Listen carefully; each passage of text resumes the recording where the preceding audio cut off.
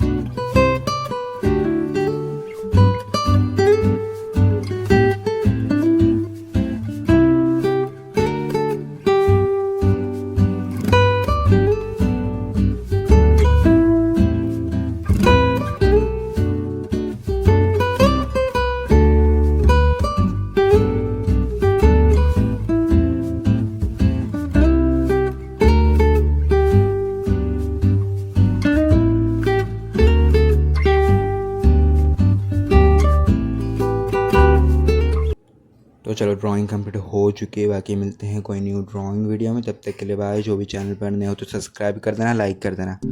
चलो